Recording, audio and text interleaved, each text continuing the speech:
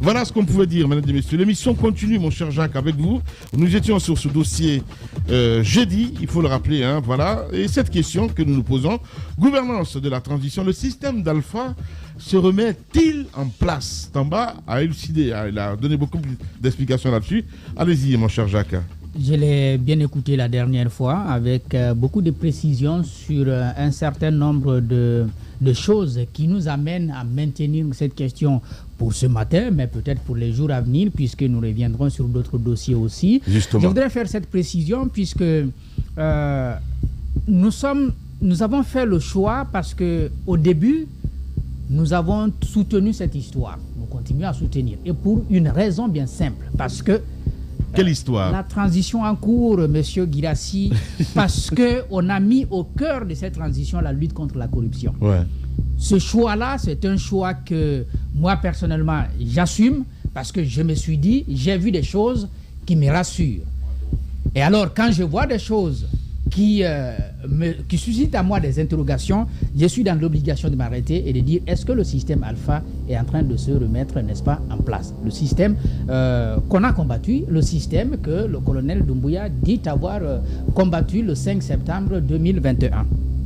Vous avez donc M. Cissé le Malien. Je vais revenir sur un certain nombre de choses qui va donc travailler pour la LONAGUI sur des choses, si vous voulez, sur des responsabilités régaliennes.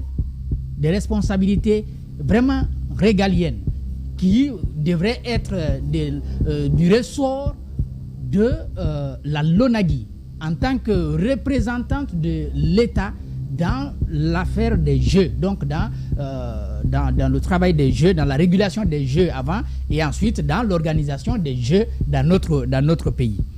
Ces responsabilités régaliennes, c'est notamment le traitement des dossiers relatifs à la demande de licences, le traitement des dossiers relatifs comment on appelle ça, à l'attribution des licences, des permis techniques, contrats d'exploitation, ce au détriment des deux adjoints de Madame Silla. Donc un qui devrait s'occuper, je crois, DGA en charge des affaires administratives et financières et l'autre certainement qui devrait s'occuper des affaires juridiques. Donc il y avait des adjoints qui devraient appuyer la dame dans...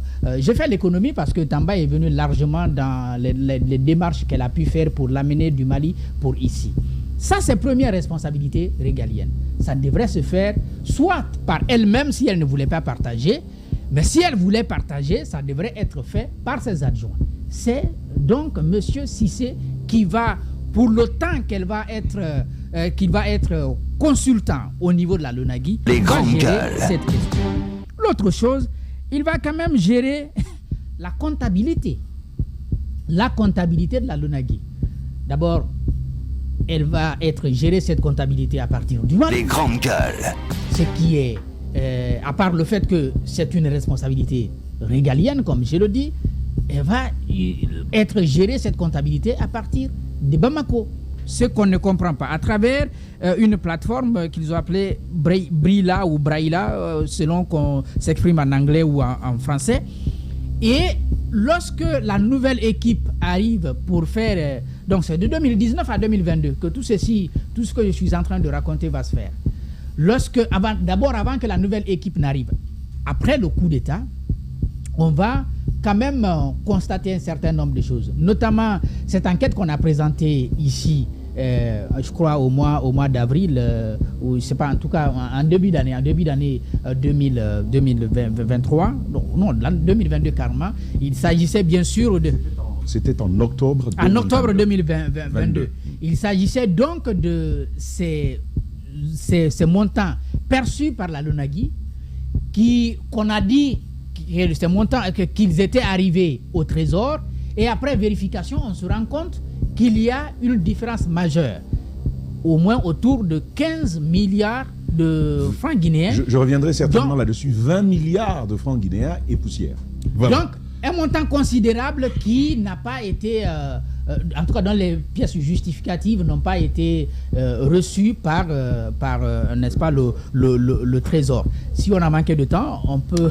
Voilà, on va marquer une pause parce que, évidemment, derrière, on revient à 10h, mesdames et messieurs, pour continuer la suite de cette enquête. Lundi de Pâques, merci à vous qui nous rejoignez sur Radio Espace. Vous nous regardez également aussi à la télévision. Merci de votre fidélité, mesdames et messieurs. Les grandes gueules continuent, évidemment, avec vous. Notre invité ce matin, transition, engagement politique, le ministre Gawal décide de parler.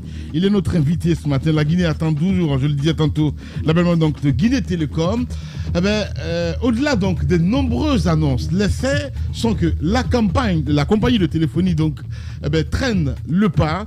Le ministre Gawal Diallo, de retour d'une longue tournée européenne, semble faire flèche de tout bois à cette fin, mais pas que. Il le dit ce matin Tamba. Il porte aussi une contre-offensive diplomatique pour tenter d'endiguer l'action des politiques. Il s'agit d'actualité bien suivie, il faut le dire. Ce sont même plus que des rapports avec l'UFDG, son ancien parti politique, ou son parti politique, il faut le dire, qui alimente en tout cas les commentaires, et davantage en tout cas ces derniers jours avec le choix du ministre de s'investir dans l'exploitation du bois de chauffe.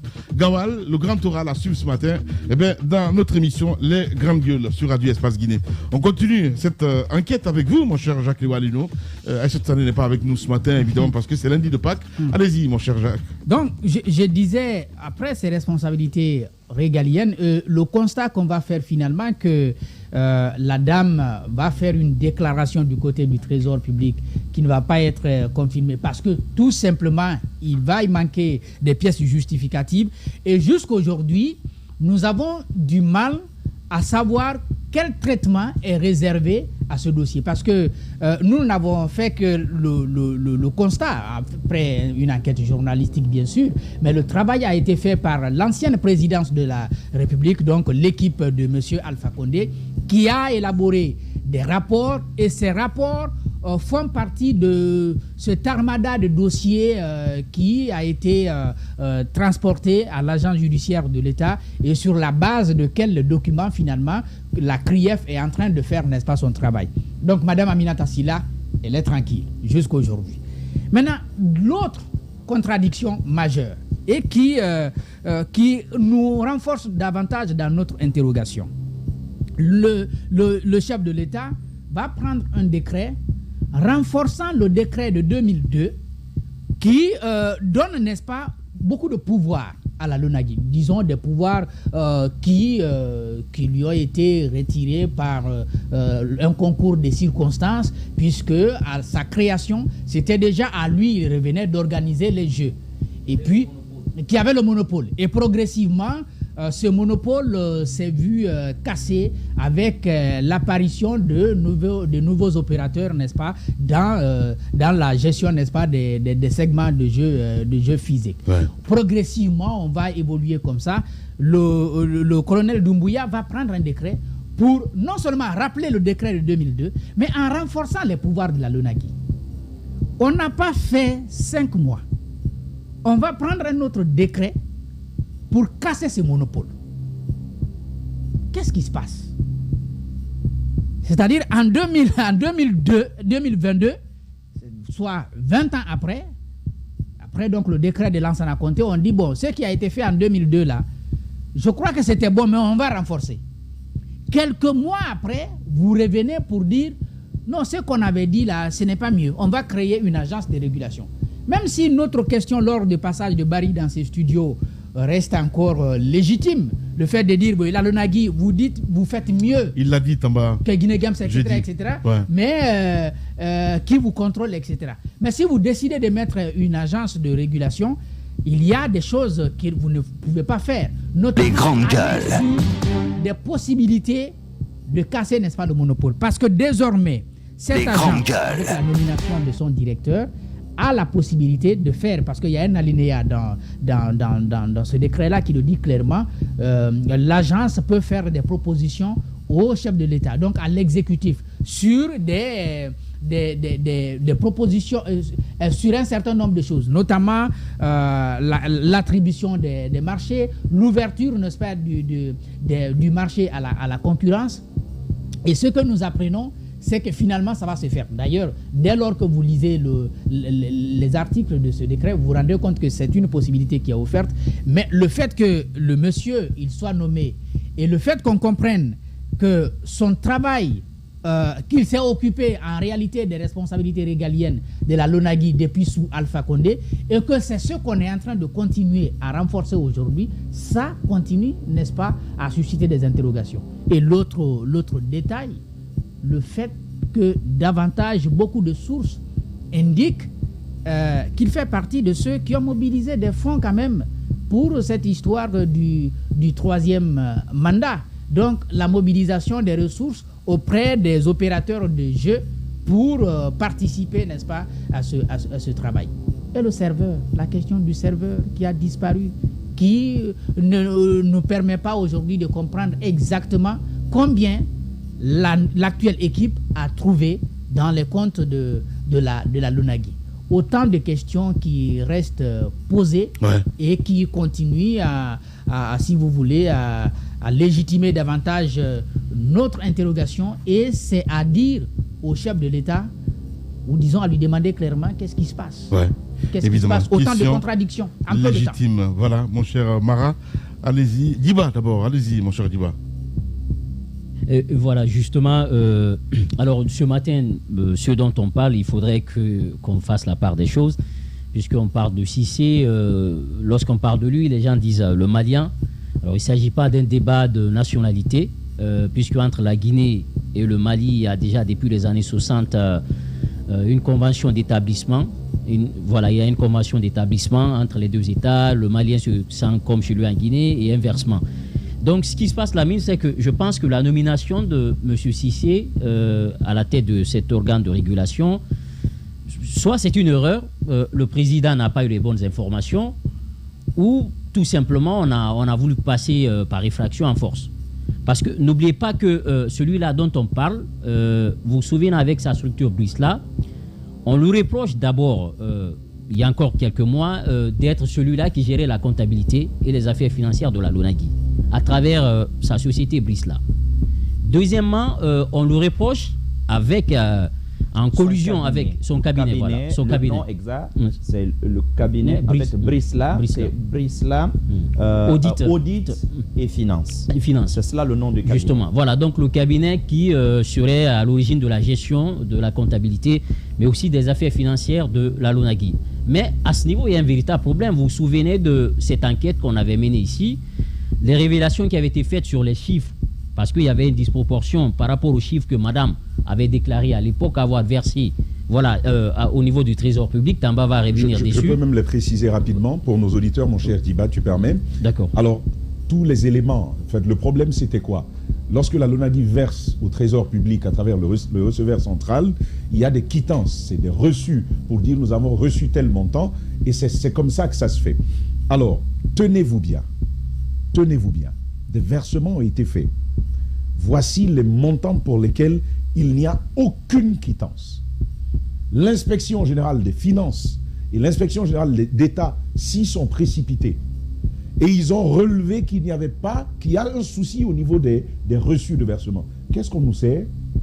Sur plus d'un an, la LONAGUI explique que la Guinée, toute la Guinée, au trésor public, le receveur central n'avait pas de quittance.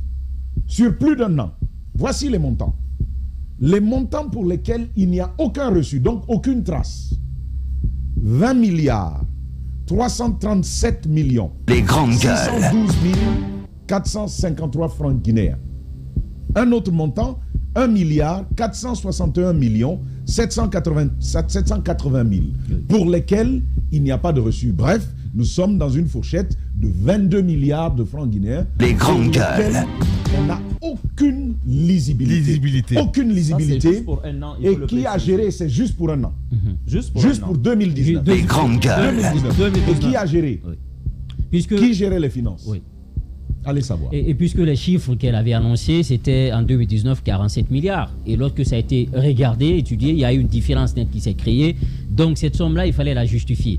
Alors pourquoi on revient sur cette somme, Lamine? Puisque il faut rappeler une chose, on disait que c'était son cabinet qui gérait la comptabilité, mais aussi les affaires financières de la LONAGUI.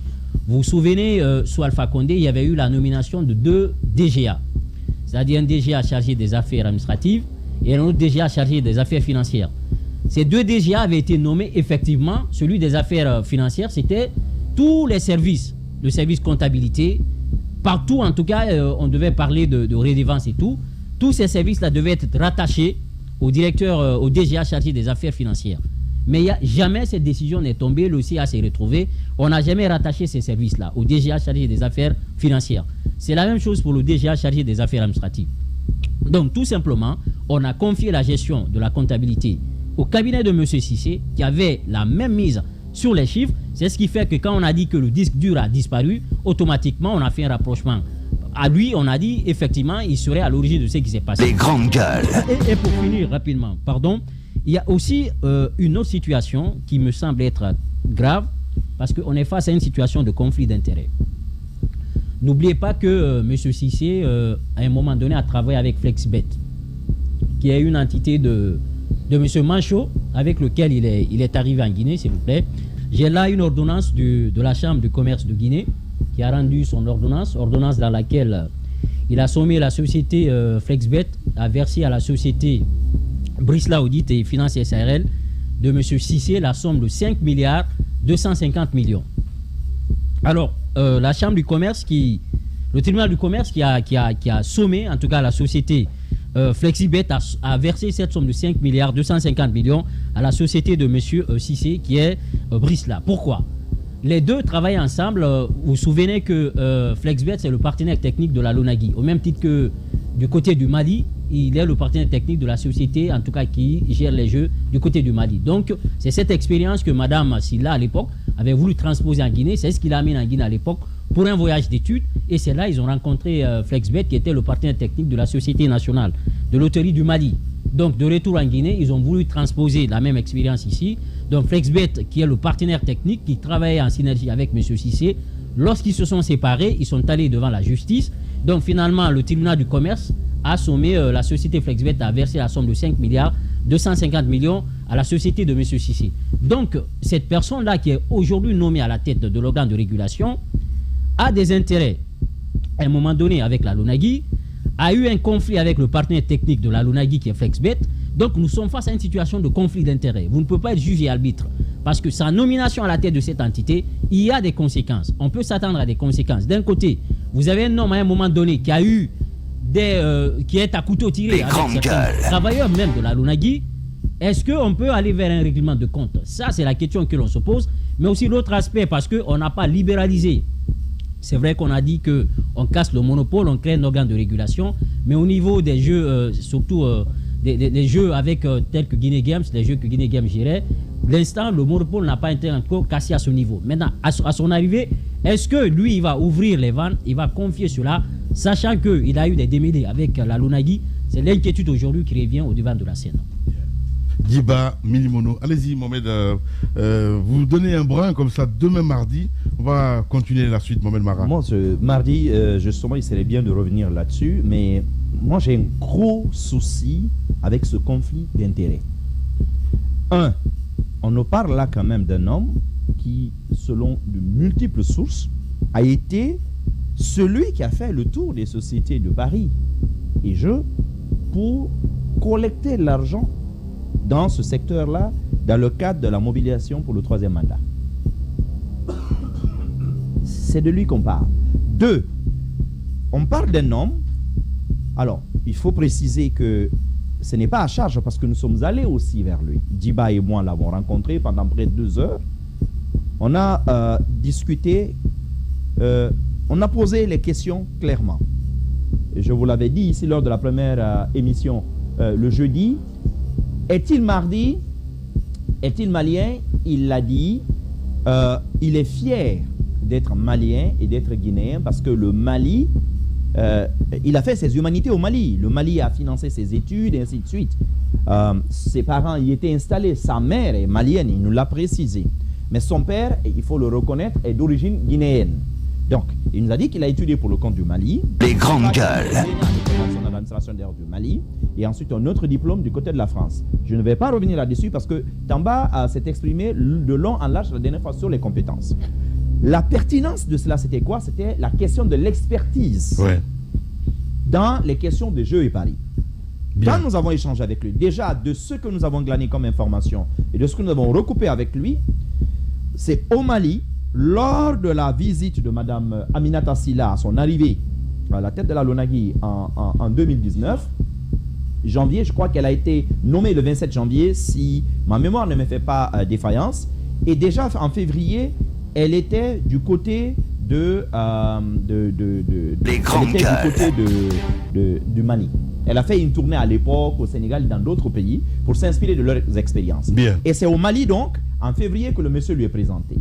Mars, il débarque en Guinée.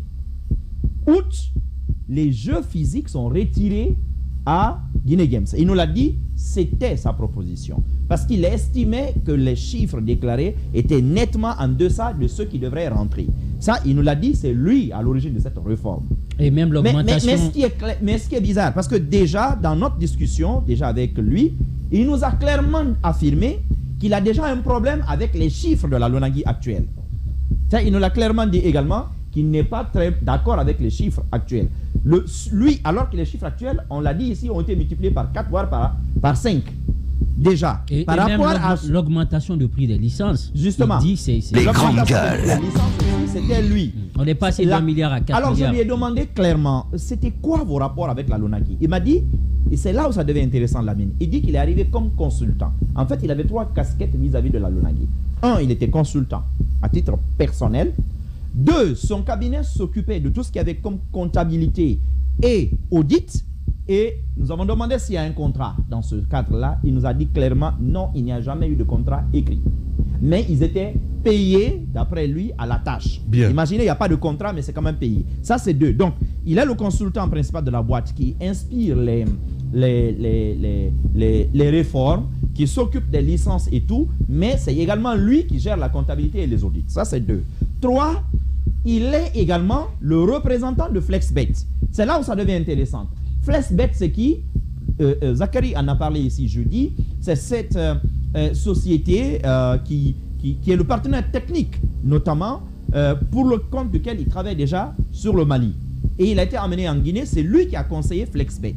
Et quand il est arrivé, donc, non seulement au mois de mars, il conseille FlexBet, mais immédiatement, Winia, qui avait justement le contrôle des PMU en Guinée, a été immédiatement dans les 3 mois évincé. Ça également sans dénonciation. Winia enlevé et FlexBet imposé. Maintenant, imaginez, il est le consultant de la LONAGUI, il est celui qui s'occupe des finances et de l'administration, et il est en même temps le représentant du partenaire technique.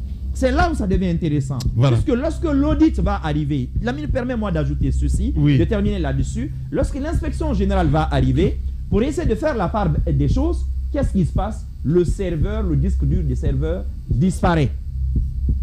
Le disque dur du serveur disparaît. Aucune lumière n'est faite là-dessus. Et je vous avais prévenu déjà ici, lors de cette enquête au mois d'octobre, qu'à la présidence déjà de gros Manitou, des conseillers du président, c'est là où nous soulevons la question d'Alpha Condé, parce que c'est le même système de gouvernance, il me semble qu'il est en train de se reformer. C'est là où des conseillers du président entrent en jeu. 1, il casse ce monopole qui était revenu à l'État, bizarrement. 2, eux-mêmes parrainent des nominations. Et désormais, celui qui arrive, il n'a même pas encore pris fonction, et dit non, je remets déjà en cause les chiffres. Sauf que les chiffres qui sont là font déjà 4-5 fois ce que lui-même déclarait. Et ça, s'il n'y a pas de conflit d'intérêt annoncé, dites-moi, qu'est-ce que c'est? On revient là-dessus mardi ou mercredi. Voilà, mon cher Mohamed. Demain mardi, on reviendra longuement, évidemment, sur cette enquête. La suite, ce serait demain mardi. Événement, interview vérité. Lundi chez les GG, le Gorko Sousa face au GG. Toutes les questions seront abordées. L'exil de Cellou Dalein Diallo, l'arrestation des activistes, sa récente tournée diplomatique était-elle pour contrer les voyages du président de l'UFDG? Qu'en est-il du congrès de l'UFDG, son exclusion du parti? Ousmane Gawal Diallo, à cœur ouvert chez les GG, c'est ce lundi dès 9h sur Espace et sur l'ensemble de nos canaux digitaux. Réagissez en live sur Twitter, Facebook, YouTube, Espace Guinée. Les grandes gueules, le talk show qui secoue l'actualité. Tout tous les matins sur Radio Espace. Vous nous regardez également aussi sur Espace TV. Merci de votre fidélité, mesdames et messieurs. Je le disais tantôt, la Guinée attend toujours donc l'avènement de Guinée Télécom. Au-delà donc de nombreuses annonces, les faits sont que la compagnie de téléphonie publique traîne le pas. Le ministre Ousmane Gawal Diallo, de retour donc d'une longue tournée européenne, semble faire flèche de tout bois, en tout cas à cette fin, mais pas que. Il porte aussi une contre-offensive diplomatique pour tenter d'endiguer l'action des politiques. Il s'agit d'actualités bien suivies. Ce sont bien plus que ses rapports à l'UFDG, son ancien parti, son parti politique encore, qui alimente les commentaires, et davantage en tout cas ces derniers jours avec le choix du ministre d'investir ou de s'investir dans l'exploitation du bois de chauffe. Grand oral à suivre ce matin, mesdames et messieurs. Nous sommes lundi, c'est lundi de Pâques. Et vous le voyez déjà à l'écran, évidemment, il s'est déjà installé, Ousmane Gawal Diallo. Monsieur le ministre, bonjour, bienvenue chez les Grandes Gueules. Bonjour. Bien. Mon cher Taban, on a écouté cette enquête, juste en 30 secondes. J'ai dit 30 secondes, c'est pas être long. C'est important, le porte-parole du gouvernement est justement dans ce studio. Ce serait bien quand même qu'il ait un aperçu de cette histoire-là. Alors, merci pour ça. Je rappelais déjà les chiffres. Vous avez bien vu qu'on est autour de 22 milliards, rien que sur une année. Rappelons à nos Guinéens, à nos frères et à nos sœurs qu'il s'agit d'abord de notre argent et que ça, c'est sur une seule année, 22 milliards pour lesquels on vous dit il n'y avait pas de quittance auprès donc du receveur central du Trésor public. Pas de quittance sur plus de 12 mois. Bien. Pas de quittance, la République de Guinée n'a pas été capable de fournir ça. C'est reviendra. L'argument gros On reviendra. qui ne passe pas. La mine permet, c'est l'argument gros qui ne passe pas du tout. C'est ce qu'on nous dit, on ne va pas avaler ça. Première chose, c'est juste sur une année. Mais quand vous prenez 2019, 2020, 2021, 2022, vous avez 4 exercices pendant lesquels cette société, ce cabinet, a géré les finances, la comptabilité de l'Alonagui. Et quand le moment du contrôle arrive, Tamba, le disque dur du serveur disparaît. Le détail qu'on ne dit pas, je vais vous le dire maintenant. Le disque dur disparaît. Premièrement, il faut savoir que ce sont des données immatérielles. Parce que c'est relié ici, l'activité se passe ici, et les données sont... Comment ça se porte vers le Mali? C'est immatériel, on aurait pu trouver ça. Mais ce qui est aberrant, ce qui est énervant, ce qui est éviscérant, Lamine, je vais vous le dire tout de suite, c'est que le monsieur, il a fait perdre le disque dur, parce que c'est sa responsabilité. Le disque dur a disparu, mais il revient en Guinée. On parle de plusieurs milliards. Il est au milieu de nous. Au lieu de lui demander des comptes, que fait-on en République de Guinée? On le nomme. On le nomme où? À la tête. À la régulation. À la régulation. À la régulation. bien. On le nomme là-bas. La mine, c'est absurde. C'est absurde. Non, Thomas. La mine, non. C'est pas une insulte. C'est absurde. La mine, on ne peut pas. Voilà, il y a une note. Il est allé devant le tribunal avec FlexBet, qui est le partenaire technique de la Lonagui. Actuel. Bien. Donc il y a une décision de justice. Demain, les gars. Il y a une décision de C'est justice important. de 5 milliards de francs guinéens. C'est important. Le gouvernement est dans la salle. Il faut réunir On reviendra. Il y Les a gars, un problème de permettez. conflit. On reviendra demain sur d'autres aspects. Notamment le monitoring. Mais sur cet aspect-là, permettez Bien. de clore là-dessus. Permet qu'on Le clore débat sur les clore nominations, là-dessus. il faut vraiment... Permets, je mon pense cher, que- sur ce débat, je voudrais qu'on close. Qu'on close, hein? Qu'on close. Voilà, qu'on close. Merci beaucoup. C'est français, quand on est énervé, tu perds le nom. Je ne ris pas, les gars. Je ne suis pas en train de rire. C'est plusieurs milliards. Le monsieur a perdu et il est au pays. Alors, on le bombarde. Cette fois, il est à la régulation de ce secteur de jeu. Lamine, moi, je n'ai qu'une question. Jacques a dit, que se passe-t-il? Bien. Moi, j'ai envie de dire au président, non, moi, Doumbouya, mais vous savez toute l'estime et même la foi. Mais ça, c'est un problème. Faut pas qu'on doute de sa volonté. Comment ça s'est fait? Qui lui a dit qu'il fallait ce monsieur? J'ai dit la dernière fois, on n'est pas contre lui. Mais soyons sûrs qu'il n'a pas versé dans ses prévarications avant de le bombarder. Parce que c'est un Guinéen. Bien. Mais ce n'est pas établi. Pour le moment, ce n'est il est pas crieffable, établi. le monsieur. Et il Les a autres l'obligation. sont à la CRIEF. Il a Non, l'obligation. Aminata, les autres sont à la CRIEF. Il a l'obligation, en terminant, d'aller trouver ce disque dur. Bien, merci Il beaucoup. a l'obligation d'aller Mon trouver cher ça. Samba. L'État guinéen qui se veut sérieux doit lui demander de rendre ce disque dur Merci. et que l'on sache comment l'argent de l'État a été utilisé. Sinon, arrêtons de poursuivre les gens. Hein. Voilà. Arrêtons. Demain, on reviendra longuement, évidemment, sur cette enquête, demain mardi, pour votre plaisir. Dans un instant, le grand oral.